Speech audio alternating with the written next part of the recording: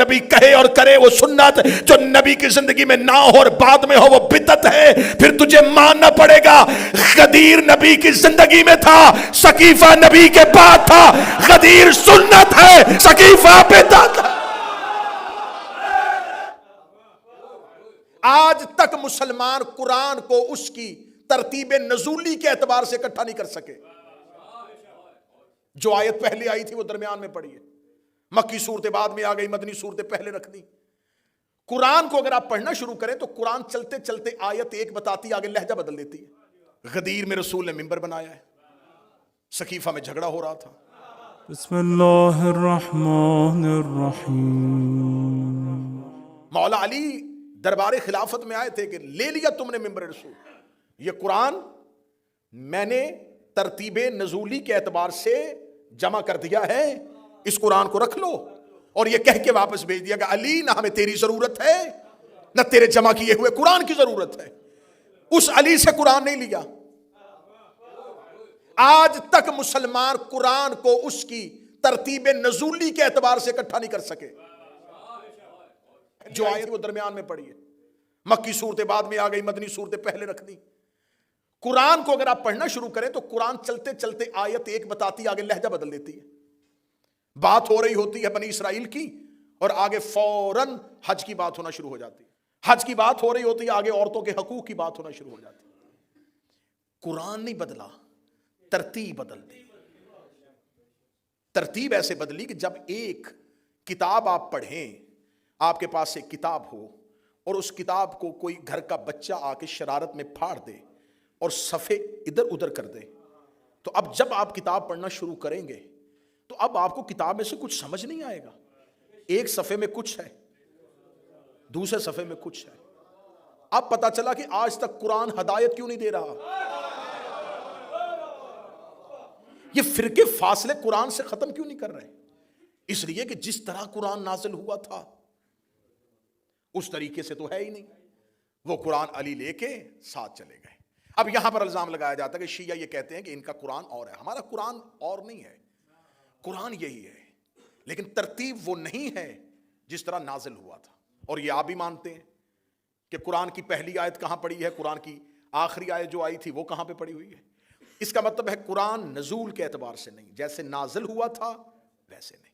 اب فوراً سوال کیا جاتا ہے کہ اچھا اگر یہ قرآن علی کے پاس تھا تو جب علی کی حکومت آئی تھی، جو سوال بعد میں تقریر پہ ہونا ہے میں اس کا جواب پہلے دینے لگا ہوں. پھر علی اپنے دور میں اس قرآن کو مسلمانوں کے لیے نافذ کر دیتے. اگر مولا امیر المومنین اپنی چوتھی خلافت میں وہ قرآن لے آتے جو علی نے گھر میں ترتیب نزولی کے اعتبار سے جمع کیا تھا تو اس کے بعد ہر آنے والا خلیفہ اپنا قرآن لے کے آتا اور الزام سارے کا سارا امیر المومنین پہ آتا. اب امیر المومنین تو بیٹھ کے گھر، اب لوگ آنا شروع ہو گئے، اشاعت اسلام پھیل رہی ہے. اب بھیجنا ہے لوگوں کو، مبلغ بنا کے بھیجنا، جاؤ تبلیغ کرو اسلام کی. جس نے تبلیغ کرنے جانا ہے اسے کچھ خبر ہوگی تو وہ جا کے تبلیغ کرے گا. وہ کسی قبیلے میں جائے گا، وہ کہے گا زکوٰۃ دو، وہ کہیں گے کیوں دیتے ہیں، وہ کیا بتائے گا. اب جس کے پاس سارے راز تھے وہ گھر کے اندر ہے، اس سے مدد لینی نہیں تھی. اب اپنا دین بنانا شروع کیا. اب سب سے پہلا حملہ یہ ہوا کہ نماز کا طریقہ بدلو. میں کہانی کھول رہا ہوں. اگر طریقہ وہی رہا جو علی کا ہے تو پھر ہم میں اس میں کیا فرق ہوگا. پھر جب طریقہ بدلا تو طریقہ قرآن کی آیت سے نہیں بدلا. قادسیہ سے غلام آئے قیدی، انہیں کھڑا کیا گیا، وہ ہاتھ باندھ کے سر جھکا کے کھڑے تھے تو کسی نے دیکھے کہا کتنا عاجز ہے یہ طریقہ، کتنا رحم آیا مجھے انہیں دیکھ کے. اگر مسلمان بھی اللہ کی بارگاہ میں ایسے جائیں تو اللہ کتنا رحم کرے گا. چلو کل سے ہم نماز ایسے پڑھیں گے. یہ کیسے ہوا؟ میں حقائق پڑھ رہا ہوں. یہ کیسے ہوا؟ قرآن کی آیت سے نہیں، ایک ذاتی سوچ سے. یہ کس نے بدلا؟ اگلی سطر مجھے آخری بندے تک تائی چاہیے. یہ اس نے طریقہ بدلا جس نے زہرا سے کہا تھا کہ کہاں لکھا ہوا ہے.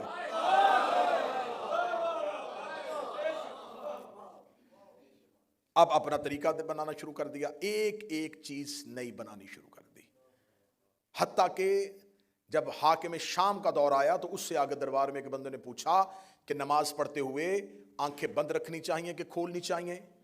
اس نے کہا مسجد میں جا کے علی کے کسی شیعہ کو دیکھنا، اگر وہ بند کرتا ہو تم کھول لینا، وہ کھولتا ہو تو بند کر لینا۔ یہ میں باعث مزاح بات نہیں کر رہا کہ دین بنایا جا رہا تھا علی کی مخالفت میں۔ جو علی کرے گا ہم نہیں کریں گے، جو علی کہے گا وہ ہم نہیں کریں گے۔ آج فرق کیا ہوا، آج اثر کیا ہوا؟ آج ہم سے سوال کیا جاتا ہے، حضور ماتم کرتے ہو، کہاں لکھا ہے؟ قرآن میں کہاں لکھا ہے؟ کڑی پہننا قرآن میں کہاں لکھا ہے؟ زلجنا نکالنا قرآن میں کہاں لکھا ہے؟ اچھا ہمیں فخر ہے، میں جب بھی اب یہ بات کرتا ہوں تو میں ممبر سے اپنی قوم سے کہا کرتا ہوں فخر کیا کرو، ہم علی کے نوکر ہیں۔ ساری زندگی خلافتوں نے سوال علی ہی سے کیا تھا، جو چپ بیٹھے ہو تمہاری اپنی مرضی ہے۔ ہر سوال علی سے آ کے کرتے تھے، علی یہ کہاں لکھا ہے، علی یہ کہاں لکھا ہے، علی یہ کہاں لکھا ہے۔ زندگی میں علی بتاتے رہے، اب علی والوں سے پوچھا جا رہا ہے یہ کہاں لکھا ہے، یہ کہاں لکھا ہے، یہ کہاں لکھا ہے۔ تو میں کہا کرتا ہوں کہ اگر ہم بتا بھی دیں کہاں لکھا ہے، آپ نے پھر بھی نہیں کرنا، تو آپ کس لیے دیکھنا چاہتے؟ اگر آپ نے سب کچھ قرآن ہی سے دیکھنا ہے تو میں آج آخری مجلس میں سوال رکھ رہا ہوں آپ کے سامنے، یہ جو آپ نے نبی کے بعد طریقہ خلافت کا لیا، یہ قرآن میں کہاں لکھا ہے؟ بات ختم کرنے لگا ہوں جی، جھگڑے آسان کرنے لگا ہوں، لڑائیاں ختم کرنے لگا ہوں، شیعہ سنی کو ایک دوسرے کے قریب کرنے لگا ہوں۔ جائیں جا کے مذہب اہل سنت کے بڑے سے بڑے اسکالر کو اٹھا لینا، اس کی کتاب اٹھا لینا، اگر زندہ ہے تو اس سے جا کے پوچھ لینا کہ ہمیں بتائیں کہ سنت کسے کہتے ہیں اور بدعت کسے کہتے ہیں۔ اس کا سنت آسان ترین ترجمہ یہ ہے، نبی جو کام کہے اور کرے اس پر عمل کرنا، اسے سنت کہتے ہیں۔ نبی جو زندگی میں کہے اور کرے اس کو کرنا، اسے سنت کہا جائے۔ یہ آسان ترین ترجمہ ہے، نبی اپنی زندگی میں جس کام کا حکم دے اور جو کر کے دکھائے اس پر عمل کرنا، اسے سنت کہتے ہیں۔ ہم نے اہل سنت کے علماء سے پوچھا بدعت کسے کہتے ہیں؟ اس کا جو کام نبی نے اپنی زندگی میں نہ کیا ہو اور نبی کے بعد کیا جائے اسے بدعت کہتے ہیں۔ اس کا مطلب سنت وہ جو نبی کہے اور کرے، بدعت وہ جو نبی کے بعد شروع ہو۔ اگر گھر میں بیٹھ کے گالی دینی ہے تیری اپنی مرضی ہے، سوشل میڈیا میرے مذہب کا مذاق اڑانا تیری مرضی ہے، ورنہ حقیقت میں تیری گردن کے اوپر لے کے کھڑا ہو۔ تیرے علماء نے مانا ہے جو نبی کہے اور کرے وہ سنت، کہے اور کرے وہ سنت، جو نبی کی زندگی میں نہ ہو اور بعد میں ہو وہ بدعت ہے۔ پھر تجھے ماننا پڑے گا غدیر نبی کی زندگی میں تھا، سقیفہ نبی کے بعد تھا۔ غدیر ہے، سقیفہ بدعت ہے۔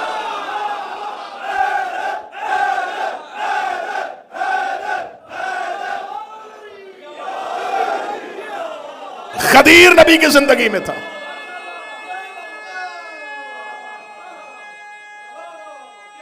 بسم اللہ، غدیر نبی کی زندگی میں تھا، سقیفہ نبی کے بعد تھا۔ اور یہ فیصلہ تیرے علماء کر چکے ہیں، جو زندگی میں کہے اور کر کے دکھائے۔ غدیر میں منہ سے کہہ رہا تھا، ہاتھ پکڑ کے دکھا رہا۔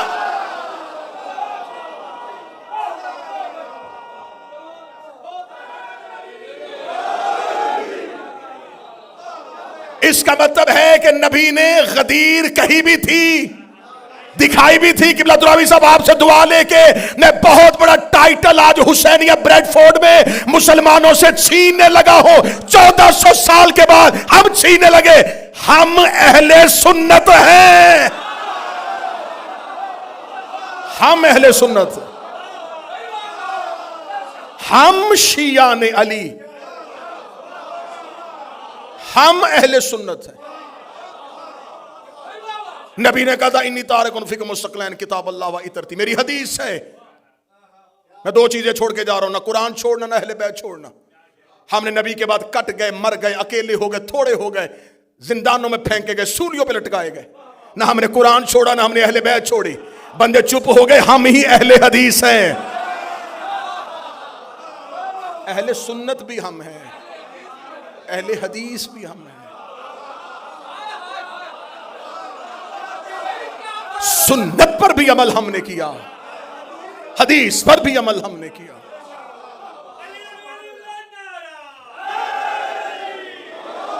ہم نے نبی کے بعد امامت کو مانا،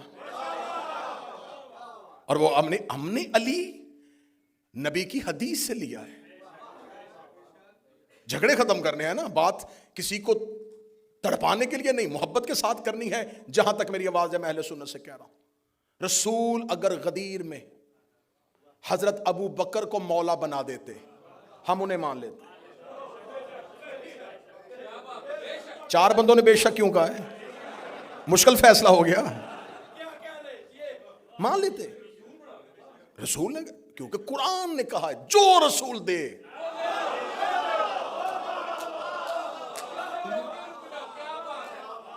جسے روکے اسے رک جاؤ. رسول نے ہمیں علی دیا. جھگڑے ختم کرو. غدیر زندگی میں ہے, ثقیف آباد میں. غدیر میں 1.25 لاکھ صحابی ہیں, ثقیفے میں 40 یا 70 لوگ ہیں. زیادہ سے زیادہ تعداد شبلی نما نے لکھ دی 300 اور 1.25 لاکھ کا پھر بھی مقابلہ نہیں. غدیر میں رسول نے ممبر بنایا ہے. ثقیفہ میں جھگڑا ہو رہا تھا, غدیر میں نبی نے خطبہ دیا ہے. ثقیفہ میں دنگا اور فساد ہو رہا تھا, غدیر میں نبی نے علی کا ہاتھ پکڑا ہے. ثقیفہ میں حضرت عمر نے حضرت ابو بکر کا ہاتھ پکڑا ہے. غدیر میں رسول نے کہا تھا یہ میرا مولا ہے. ثقیفہ میں حضرت عمر نے کہا تھا اسے میں خلیفہ بناتا ہوں. اب فیصلہ گھر جا کے کرنا. قبر کی رات بڑی اندھیری ہے اور کفن میں جیب نہیں ہوتی, قبر میں الماری نہیں ہوتی. اندھیری رات ہے, فرشتوں کو جواب دینا ہے. غدیر میں خلیفہ مصطفیٰ نے بنایا ہے, ثقیفہ میں خلیفہ حضرت عمر نے بنایا ہے. فیصلہ گھر جا کے کرنا. قرآن میں اطاعت نبی کی واجب ہے یا حضرت عمر کی واجب؟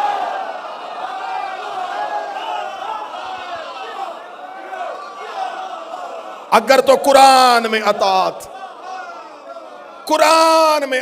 حضرت عمر کی بات ہے.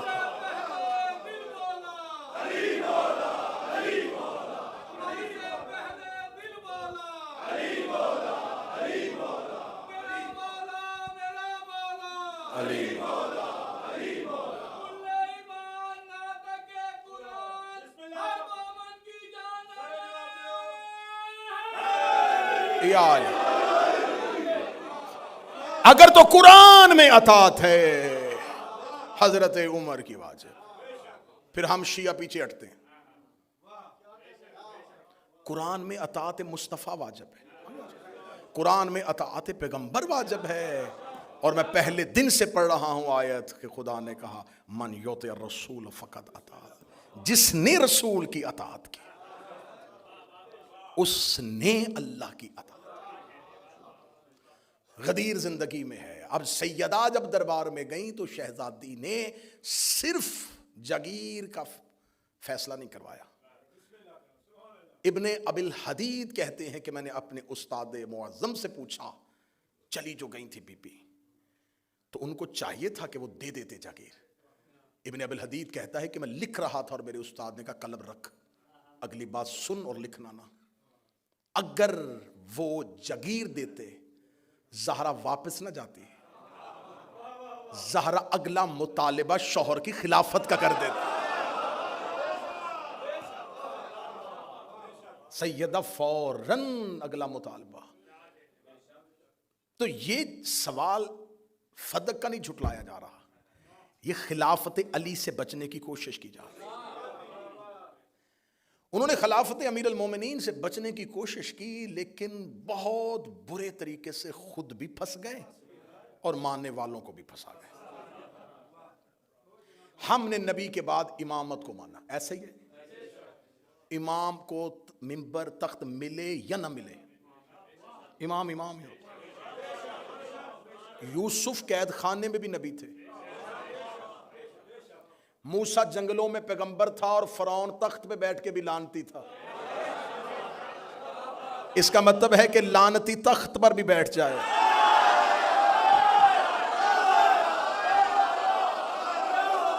وہ لعنتی ہی رہتا ہے.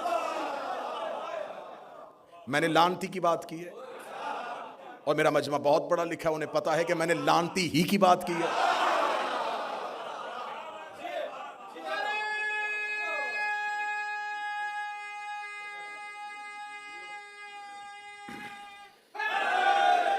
اب اگر فرعون کو بادشاہت مل گئی ہے تو پھر کیا کریں, اسے مان لیں؟ نہیں, کوئی مسئلہ نہیں. موسیٰ اگر سفروں میں ہے, جنگلوں میں ہے, نبی ہے.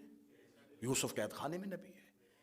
یہ اللہ کے عہدوں کو زمینی عہدوں کی ضرورت نہیں ہوتی, زمین والوں کو ضرورت ہے کہ وہ جس کو اللہ نے عہدہ دیا ہے اسے عزت دیں, اسے زمین میں اقتدار دیں, اسے زمین میں حکومت دیں. یہ زمین والوں کا حق ہے. ان کو کوئی پرواہ نہیں ہے کہ ان کو یہ تخت دیں گے تو وہ امام ہوں گے. امام میں اور خلیفہ میں کتنا زمین آسمان کا فرق ہے. خلیفہ کی جب بیعت نہیں ہوتی تو گھر سے نکلتا ہے تو وہ عام مسلمان ہوتا ہے, عام انسان ہوتا ہے نا, کیونکہ ابھی بیعت ہی نہیں ہوئی. ممبر پہ آیا, لوگوں نے بیعت کرنی شروع کی تو وہ خلیفہ بن گئے. اس کا مطلب یہ ٹائٹل اس نے نہیں بدلا, لوگوں نے بدلا, کیونکہ خلیفہ بنا ہے لوگوں کی بیعت سے. نہ لوگ بیعت کرتے نہ خلیفہ بنتا. گھر سے نکلا تھا تو ایک عام پبلک تھا, لوگوں نے بیعت کر دی, خلیفہ بن گیا. امام گھر سے نکلے تب بھی امام ہے, اکیلا مسجد میں نماز پڑھ کے واپس چلا جائے پھر بھی امامت کی. ہاں, زمینی صورتحال بدلنے سے عزت اور عہدہ نہیں بدلتا. اب فقہ کس نے بتانی تھی؟ امام نے. ہم نے رسول اللہ کے بعد سلسلے کو ٹوٹنے نہیں دیا. رسول کے فوراً بعد ہم نے مولا علی کو مان لیا. مولا علی نے ہم تک فقہ پہنچا دی, مولا کے بعد مولا حسن نے پہنچا دی, اس کے بعد مولا حسین. ہر دور کا امام فقہ پہنچاتا گیا. ادھر فقہ کا کوئی بندوبست نہیں ہے, ادھر صرف بادشاہت ہے, خلافت, پہلا خلیفہ, دوسرا خلیفہ, تیسرا خلیفہ, چوتھا خلیفہ. بعد میں یاد آیا کہ ہمارے پاس تو امام ہے ہی نہیں.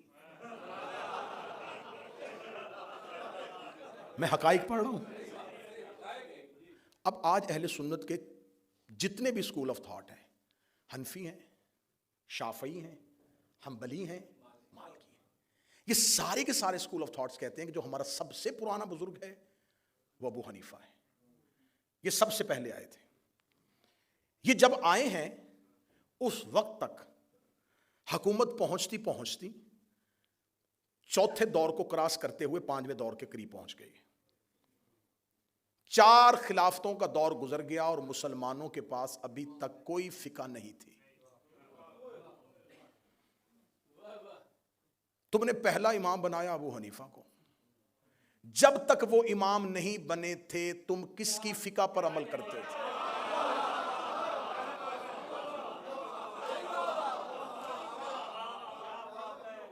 امام ہی کوئی نہیں تھا, کیونکہ پہلے امام تو وہی ہیں. جب وہ نہیں تھے کس کی فقہ تھی؟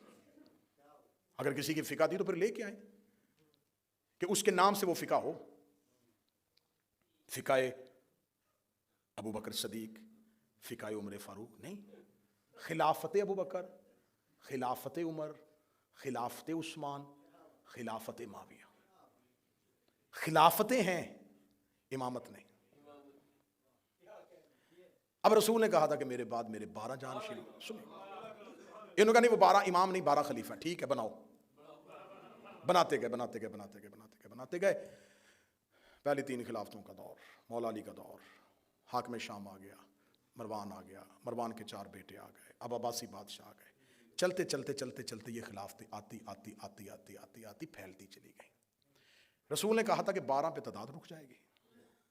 ہم نے پہلے کے بعد دوسرا, دوسرے کے بعد تیسرا, تیسرے کے بعد چوتھا, چوتھے کے بعد ہم 11 تک پہنچے. 12واں غیبت میں چلا گیا. ہم نے اس کا انتظار کرنا شروع کر دیا. ہم انتظار کر رہے ہیں اور آج تک کر رہے ہیں اور کرتے رہیں گے جب تک وہ ظہور نہیں فرمائیں گے. آپ نے امامت والی لائن نہیں اڈاپٹ کی, آپ نے کہا ہم خلافت والی لائن پہ چلیں گے. اب چلتے گئے مختلف بادشاہوں کو خلیفہ بناتے آخر تک آپ پہنچ گئے. آپ کے ذہن میں اب کیا کریں؟ اب آپ نے اتنا ڈھیٹ پن کا مظاہرہ کیا کہ آپ کے پاس اب اپنا امام تو تھا کوئی نہیں. آپ نے بھی کہنا شروع کر دیا امام مہدی.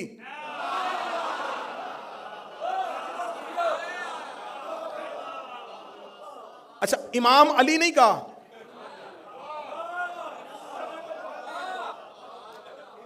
پہلی کا چاند بریک ہوتا ہے, کسی کو نظر آتا ہے کسی کو نہیں آتا, لیکن جب 14ویں کا آئے نا,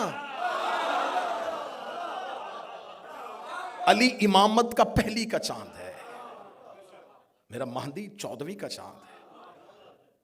امام علی نہیں کہا. اچھا یہ تمام جگہوں پہ جان بوجھ کے مولا علی کو امام نہیں کہا، حضرت علی، امام لفظ آیا ہی نہیں. جب دیکھا نا کہ ادھر خلافت میں یزید آ گیا ہے، امام حسین کہو، حضرت حسین. مرضی میں تھوڑے تھوڑے امام کیوں؟ مولا علی کو امام کہا نہیں، جب دیکھا ادھر خلافت میں یزید آ گیا ہے ساتھ ہی نکل کے نہیں امام حسین. اب کہو نا خلیفہ یزید. اب خلافت کی لائن سے نکل کے امامت میں کیوں آ رہے ہو؟ نہیں ہم بھی یزید کو نہیں مانتے. تو کیا کہے گا؟ تو زبان سے نہیں مانتا، تیرا مذہب اسے منوا رہا ہے. اب یزید خلافت میں ایک ایسا بدنما دبا تھا جسے آج بھی مسلمان اپنے کھاتے میں لے ہی نہیں رہے. یہی وجہ ہے کہ پورا سال چھوڑ کے جو ہی محرم آتا ہے ساتھ ہی کہتے ہیں ہم بھی امام حسین کو مانتے ہیں. ہم سبیل لگاتے ہیں، ہم حلیم کی دیگ دیتے ہیں، ہم 8 محرم کو نیاز بانٹتے ہیں.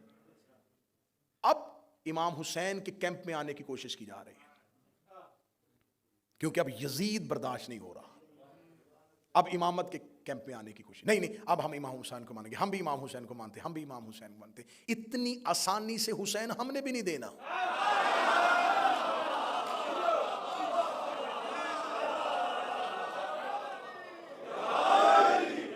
اتنی آسانی سے ہم آپ کو حسین نہیں دیں گے. ہم نے کوئی حسین آسانی سے لیا؟ ہم آسانی سے حسین نہیں دیں گے کہ آپ آج اور آ کے ہم یہ حسین کو مانتے. اب آپ نے حسین کو نہیں. حسین ایک نظام کا نمائندہ ہے، یزید بھی ایک نظام کا نمائندہ ہے.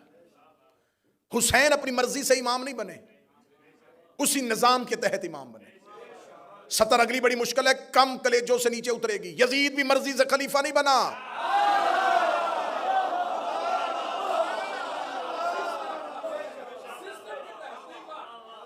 زبردستی آ کے بیٹھ گیا. نہیں، کس نے بنایا تھا؟ ہاں وہ اس کے باپ اس کے لیے وصیت کر کے گئے، آ جاؤ آ جاؤ آ جاؤ آ جاؤ آ جاؤ آ جاؤ. باپ وصیت کر کے کہتے باپ کو کس نے بنایا تھا؟ اس کے لیے تیسرے خلیفہ نے سفارش کی تھی. تیسرا خلیفہ کس نے بنایا تھا؟ وہ جی ان کے لیے دوسرے خلیفہ کمیٹی بنا کے. دوسرا کس نے بنایا تھا؟ اس کے لیے پہلا وصیت کر کے چلا گیا تھا. پہلا کس نے بنایا تھا؟ وہ جی سقیفے میں مسلمانوں نے بنایا تھا. پھر مان جا یزید سقیفے کی پیداوار ہے.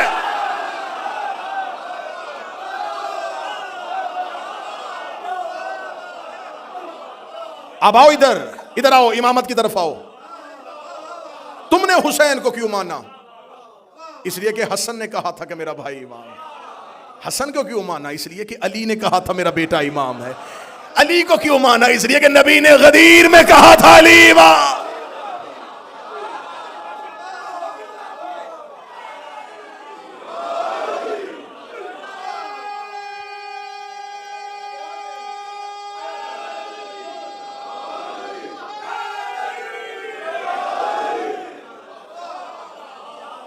یہ ہے سیدہ کی تحریک.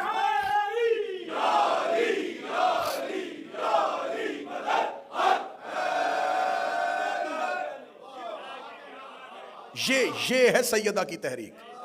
سقیفہ کی سازش کو بے نقاب کیا.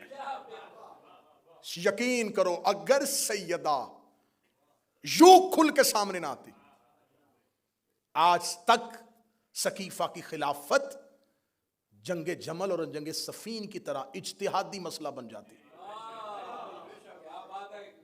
اجتہادی مسئلہ بن جاتی. ہاں بس ٹھیک ہے اجتہاد ہو گیا تھا. نہیں، سیدہ مخالفت میں آ گئی. سب سے پہلی مخالفت نبی کی بیٹی نے کی. ہمیں کہتے ہیں انہیں مان جو، ہم مان جو. کیسے ماننے؟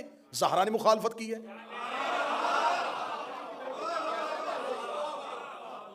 بھئی کیسے تسلیم کر جائے؟ نبی کی بیٹی مخالفت کر رہی ہے، وہ وصیت کر کے جا رہی ہے. کیا میں ان لوگوں کو اچھا نہیں سمجھتی؟ میں ان کے لیے بد دعا کروں گی. ہم انہیں کیسے تسلیم کر لیں؟ لہٰذا سیدہ نے اس بہت بڑی سازش کو بے نقاب کیا. غدیر محفوظ ہو گیا، سقیفہ بدنام ہو گیا. بدنام کر دیا نبی کی بیٹی نے اپنی تحریک کے ساتھ. اب جب یہ اسلام دو نظام کے تحت چل رہا ہے، ادھر خلافت چل رہی ہے، ادھر امامت چل رہی ہے، خلافت والے اپنی خلافتیں بانٹتے بانٹتے بانٹتے پہنچتے پہنچتے آپس میں جھگڑے، آپس میں اختلافات، امامت مطمئن ہو کے چل رہی ہے۔ خلیفہ کے بیٹوں میں جھگڑا ہوا ہے، میرے پاس اب وقت نہیں رہا، بھائی نے بھائی قتل کیا ہے، بیٹے نے باپ کی آنکھوں میں آگ کی سلائیاں دی ہیں۔ جاؤ جا کے پڑھو عباسی اور اموی بادشاہوں کی اولادوں کا کردار، وہ کیا کیا کرتے رہے۔ وہاں حکومتوں کی لڑائی اور جھگڑے ہوئے، امام کے جانے کے بعد کسی امام کے 11 بیٹے، 13 بیٹے، 9 بیٹے، 8 بیٹے، کوئی جھگڑا نہیں۔ انہیں پتا تھا امام ہم نے نہیں بنانا، اللہ طے کرے گا اور جو ہوگا وہ اگلا امام۔ خلافت کے گھر جھگڑا رہا، امامت کے گھر جھگڑا نہیں۔ امام مطمئن رہے، انہیں پتا تھا، امام کے بیٹوں نے اختلاف نہیں کیا امامت میں کہ مجھے امام بناؤ میں امام بنوں گا، نہیں، وہ مطمئن ہے۔ وہ کس لیے مطمئن؟ انہیں پتا تھا کہ امام ہم نے نہیں بنانا۔ جب امام کے بیٹے مل کے امام نہیں بناتے، سر نہ ہلانا، زبان سے بولنا، جب امام کے بیٹے مرضی سے امام نہیں بناتے تو غلام کے بیٹے مرضی سے امام کیسے بناتے؟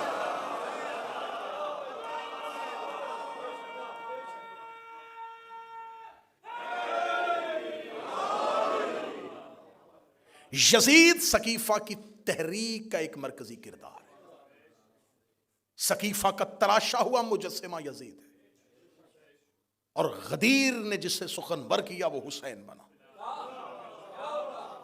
خلافت کی عمر اتنی تھوڑی تھی کہ خلافت کو 6 نمبر پہ آ کے یزید جیسی بیماری لگ گئی۔ غدیر کی عمر اتنی طویل تھی، اس پر 30 نمبر پہ آ کے حسین جیسا پھول کھل گیا۔ اب یزید حسین سے بیعت نہیں مانگ رہا تھا، سقیفہ پھر غدیر سے بیعت مانگ رہا۔ حسین کربلا میں آئے، لشکر نہیں ٹکرا رہے، دو نظام آپس میں ٹکرا رہے۔ غدیر نے سقیفہ کی حکومتوں کا بت ہمیشہ کے لیے توڑ دیا۔ امامت چلتی چلتی چلتی چلتی باروت پہ آ کے رک گئی، اور خلافت اپنی ہی گلیوں میں کہیں گم ہو گئی۔ 53 اسلامی ملک ہیں، کسی کو نہیں پتا کہ اولی الامر کون ہے۔ اطیعوا اللہ و اطیعوا الرسول و اولی الامر منکم، اطاعت کرو اللہ کی اور اس کے رسول کی اور اولی الامر کی۔ اولی الامر کون؟ وقت کا بادشاہ۔ تو اسلامی ممالک تو اسلامی کنٹریز تو بہت زیادہ ہیں، کس ملک کا بادشاہ اولی الامر ہے؟ حضرت محمد بن سلمان اولی الامر ہیں، یا حضرت شہباز شریف اولی الامر ہیں؟ کون اولی الامر ہے؟ آپ کے تو اولی الامر بہت زیادہ ہو گئے، ہم تو اطمینان سے بیٹھے۔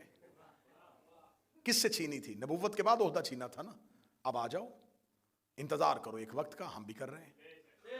اس وقت میں آ جائے گا امامت کا نمائندہ بھی، اور امامت کا نمائندہ جب زمین پہ اترے گا تو ایک نبوت کو بھی زمین پر اتار دیا جائے گا۔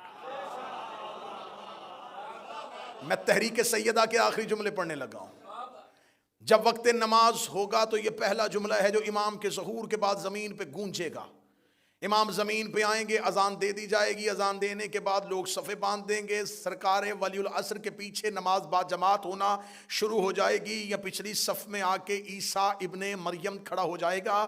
عین وقت نماز کے موقع پر زہرا کا بیٹا ایک نظر پیچھے مریم کے بیٹے کو دیکھے گا اور دیکھ کے کہے گا تقدم ابن مریم، مریم کا بیٹا آگے بڑھ مصلی پہ آ۔ عیسیٰ کام کے کہے گا میری جرت ہی کیا ہے، میں زہرا کے بیٹے کو نماز پڑھاؤں، میں زہرا کے بیٹے کو نماز پڑھاؤں، میں زہرا کے بیٹے کو نماز پڑھاؤں۔ اے میرے وقت کا امام، تو فاتح خیبر کا بیٹا ہے، تو حسین جیسے سید الشہداء کا بیٹا ہے، تو زین العابدین جیسے زین العبا کا بیٹا ہے، تو محمد باقر کا بیٹا ہے، تو جعفر صادق کا بیٹا ہے۔ تجھے کہنا چاہیے تھا کہ کیسے ہو سکتا ہے کہ حیدر کرار کا بیٹا پیچھے کھڑا ہو، کیسے ہو سکتا ہے حسین کا بیٹا پیچھے کھڑا ہو۔ یہ کیوں کہا کہ زہرا کا بیٹا آگے کھڑا ہوگا؟ میرا 12واں زمانے میں آ کے پہلا عقیدہ دے گا، اے اپنے عقیدے عقیدے درست کرو. جس زہرا کا آخری بیٹا عیسیٰ جیسے نبی کے پیچھے نہیں پڑتا، اس کا باپ محمد کسی بت پرست کے پیچھے.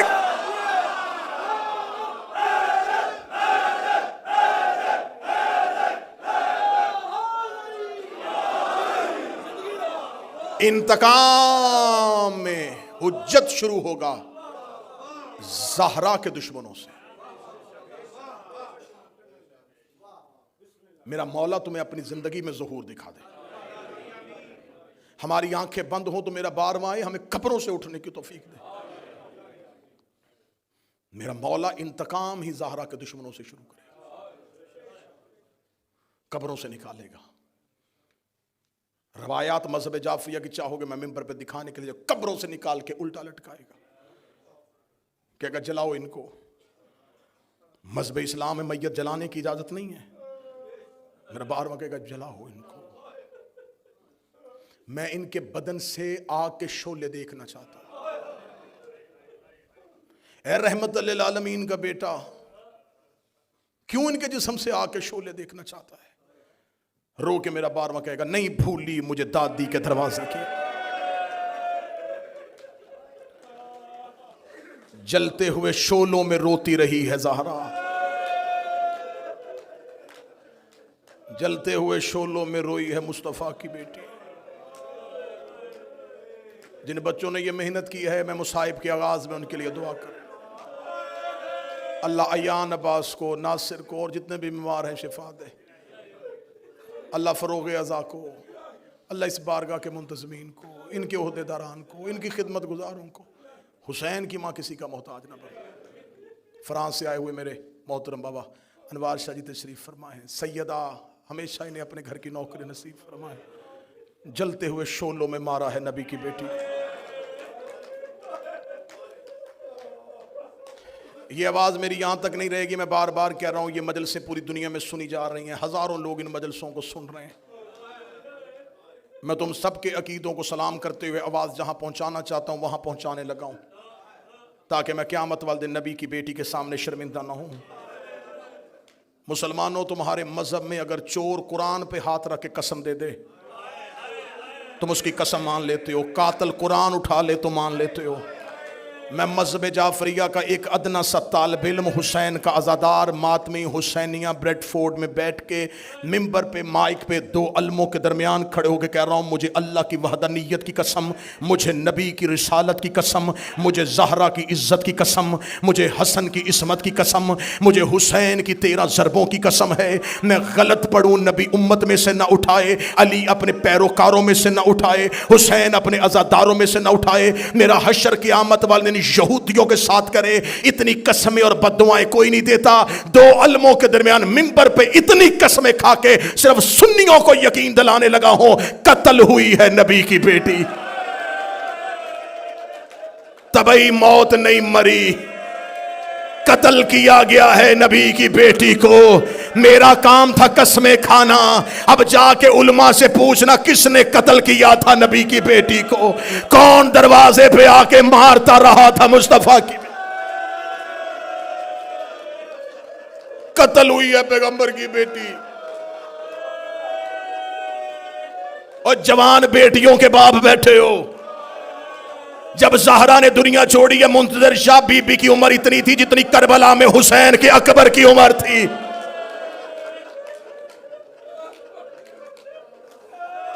جس کی چھوٹی اولاد ہے مجھے بول کے گواہی دینا. اولاد چھوٹی ہو، اللہ ہر ایک کے ماں باپ سلامت رکھے. اللہ حسیب تیرے باپ کے درجات بلند فرمائے. میں ممبر پہ دعائیں دیتا ہوا جملے پڑھتا جا رہا ہوں. ماں باپ کا سایہ اولاد پہ اللہ سلامت رکھے. اولاد چھوٹی ہو نا، باپ مر جائے، ماں بچے پال لیتی.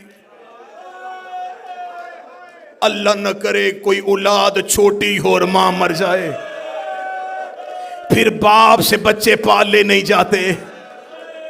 اولاد چھوٹی ہو اور ماں بیمار ہو نا، کوئی پوچھنے کے لیے آئے تو رو رو کے کہتی ہے مجھے زندگی سے محبت نہیں ہے، لیکن دعا کرو اللہ مجھے صحت دے دے، میرے بچے بڑے چھوٹے ہیں.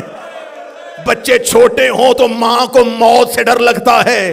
ماں رو رو کے کہتی ہے میں نہ مروں، میری بیٹیاں بڑی چھوٹی ہیں، میرے مرنے کے بعد میرے بچے رل جائیں گے۔ ہر ماں کی حسرت ہوتی ہے میں بیٹوں کے چہرے دیکھوں، میں بیٹیاں عزت کے ساتھ گھر بھیجوں۔ پردے میں میری بہنیں بیٹیوں کے لیے دعا کر رہا ہوں، اللہ تمہیں اولاد کے سر پہ سلامت رکھے۔ ماں کینسر کی مریضہ بھی ہو، اسے موت سے ڈر لگتا ہے کہ میرے بچے بڑے چھوٹے ہیں۔ زہرا کی اولاد چھوٹی تھی اور بابے کی قبر پہ آ گئی، بابا میں مرنا چاہتی ہوں، بابا اب زہرا کو موت دے دے، بابا انہوں نے مجھے بڑا ستایا۔ منہ سے موت مانگی ہے نبی کی بیٹی۔ آج ہم سے کہتے ہو ان کی عزت کریں۔ خدا نے جتنے عدد خلق کیے اتنی دفعہ ان پہ لعنت۔ رلایا ہے انہوں نے نبی کی بیٹی کو۔ کل میں نے پڑھ دیا زخم محمد کی بیٹی کے، تمہاری طاقت جواب دے گئی تھی، میں پڑھ ہی نہیں سکا۔ میں دیکھ رہا تھا کل پڑھتے ہوئے مجمع سے لوگ بے ساختہ ہاتھ جوڑ رہے تھے۔ عمران بھائی مجھے خبر ہو گئی، میں علموں کے درمیان